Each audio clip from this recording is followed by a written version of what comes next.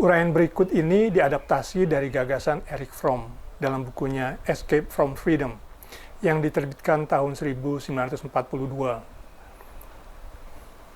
Ya. Kita tinjau lagi bahwa komunikasi adalah pertukaran gagasan melalui pesan dan media. Gagasan sendiri dipolakan oleh nilai atau value. Maka, nilai para peserta komunikasi menentukan pola komunikasi mereka. Nilai terutama dipengaruhi secara internal oleh 3 faktor, yakni akal, nurani, dan ego, yang bisa kita representasikan sebagai segitiga ANE, A-N-E. Ya. Nilai peserta komunikasi dapat dibedakan antara yang bebas dan yang tidak bebas. Pada segitiga ANE, keduanya dipisahkan oleh garis vertikal di bagian tengah. Nilai orang bebas lebih dipengaruhi nurani. Dalam komunikasi, gagasan-gagasan orang bebas cenderung baik. Dia pun hanya menerima gagasan yang selaras dengan nurani. Seorang bebas tidak mudah dipaksa atau dipengaruhi gagasan orang lain yang tidak selaras dengan nuraninya. Orang bebas juga tidak suka memaksa orang lain, karena memaksa itu sendiri bertentangan dengan nurani. Orang dengan nilai bebas juga senang membebaskan orang lain untuk menggunakan nurani dengan caranya sendiri. Sebaliknya, nilai orang tidak bebas lebih dipengaruhi ego yang berlebihan. Gagasan-gagasannya dalam komunikasi dibentuk lebih untuk menguntungkan dirinya sendiri, sekalipun harus dengan menyusahkan orang lain.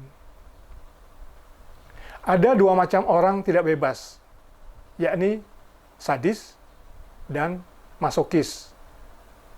Sadis senang memaksakan gagasannya pada orang lain untuk kepentingannya sendiri. Dia merasa puas dan kuat bila berhasil memaksa atau merendahkan orang lain. Seorang sadis berusaha membuat dirinya ditakuti agar dipatuhi orang lain. Masokis mudah patuh pada orang lain demi rasa aman atau agar disukai, agar tidak dirundung atau dibuli. Kepatuhan itu dilakukan tanpa cukup mempertimbangkan nuraninya. Kepatuhan seorang masokis biasanya diberikan pada pihak yang dianggapnya kuat, yang dipandang berkuasa, khususnya yang dia takuti. Tapi jangan salah, orang yang terpaksa memaksa demi kebaikan bersama bukanlah sadis. Misalnya ibu yang memaksa anaknya yang sakit untuk minum obat, atau polisi yang terpaksa menembak perampok yang melawan. Misalnya begitu ya. Demikian pula, orang yang patuh demi kebaikan bersama juga tidak dapat dikatakan sebagai masokis. Misalnya, seorang kakak yang mengalah pada adiknya. Perlu diingat juga bahwa semua orang adalah sadomasokis, yakni pengidap sadisme sekaligus masokisme pada kadar yang berbeda.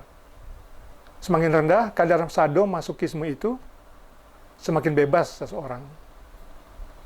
Kesimpulannya, komunikasi yang baik adalah komunikasi antar pihak bebas, antar pihak pengguna nurani, yang tidak saling memaksa dan tidak saling terpaksa, antar pihak yang toleran.